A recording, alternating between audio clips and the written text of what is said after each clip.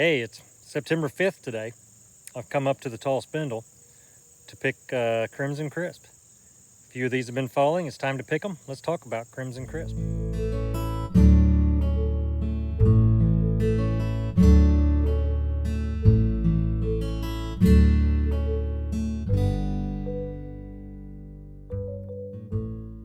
Crimson Crisp, classified as a disease-resistant apple, I believe it's immune to apple scab. And it's a variety I planted early on to try out here in the orchard. These are tall spindle trees in the hodgepodge tall spindle planting. I've got a couple of young trees. These are 3 years old. Put on a few fruits this year. And then I've got some more mature trees just down the row. Crimson Crisp gets this beautiful color when it's ripe. And these have been falling. And they're coming off easily. I'm going to polish this up. When Crimson Crisp is ripe,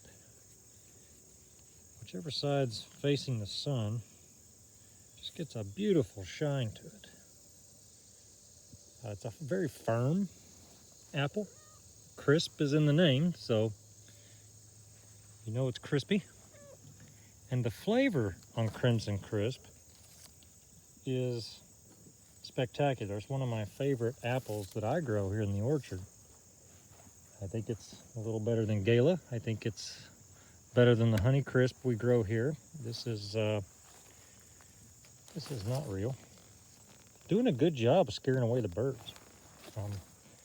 I'm happy with the results I've had scaring away the birds, not doing much for the cats. But the Crimson Crisp is an excellent apple. It's a great flavored apple. It's great for fresh eating. It's great for pies and sauce. You can use it all around. The apples are about a medium size this year, and we do have some smaller ones. Again, I don't know if that goes back to the freeze we had in bloom. It caused some of these smaller sizes. Just not quite sure. It might just be the vigor of the tree. I don't fertilize these trees much. I did thin these trees. I'm going to say the fruit, the crop here is light on these trees, but fair. Excellent apple. One of my favorites between Gold Rush and Crimson Crisp here in the orchard.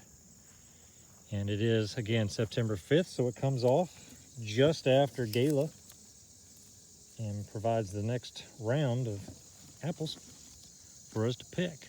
The ones on the interior have not got the great coloring that the ones outside getting more of the sunlight have got. So we may let those go just for a few more days and go ahead and pick these ones that are really colored up. I recommend you grow Crimson Crisp. The tree, again, is scab resistant. It is susceptible to cedar apple rust. Very much like Gold Rush. I don't think it gets it as bad as Gold Rush does. But if you plant Gold Rush and Crimson Crisp side by side and you treat for cedar apple rust, they'll both benefit from that treatment. They'll both be scab immune. They're both fairly resistant to fire blight.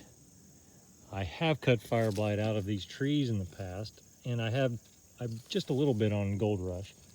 So it is moderately resistant to fire blight. So a great apple, an easy growing apple. And we're going to go look at the semi-dwarf tree now as I move you down the row. A few more young Crimson Crisps. Boy, these Jonagos are not coloring up at all. Not at all. I would have expected to see some color on these at this point. And another Crimson Crisp here on the tall spindle at the end. This is a young tree as well. Let's go look at the semi-dwarf. Here is the semi-dwarf Crimson Crisp. This tree is about 5 years old here now. Planted about 5 years ago in this spot. A light crop load on this tree. I'd hoped for a little more, but again, with the spring freeze, I'm happy to have any fruit. The tree's getting up there. It's probably at the tip, approaching 13, 14 feet maybe. So it's getting a little tall, especially when you're trying to pick. So this tree's got a light crop, but a decent crop. I mean, we'll get some apples off of here. Again, very nicely colored out here on the sunny side. A very firm apple. I'm going to say this tree's got maybe 3/4 of a bushel on it. Here's one. Here's a good example of an apple in the sunlight and an apple in the shade. Apples in the shade do not color up on these red varieties. The apple's finished really nice this year. I have seen some bitter rot on Crimson Crisp in the past, and despite the rains, I've not seen it this year. There's a little bit of the shadier side of the tree and not quite as colored up over here as they are out in the sun. I'm going to get to picking Crimson Crisp. We'll see how many we get off of all these tall spindles in this semi-dwarf. Okay, Crimson Crisp. This is the end of what I picked this evening, and I probably left 30 to 40% of the apples on the tree, as I noticed they weren't coming off as easily as I expected they would. So still some ripening to do for a lot of those apples. The ones that had the deep maroon color came off pretty easily. So great apple again, great flavor. You don't find many apples with this unique sort of flavor. Crimson Crisp certainly deserves to be planted. If you're in a humid environment, you have apple scab issues, it's a great apple. Great kickoff to the middle of September harvest with some of our more popular apples. Thanks for watching.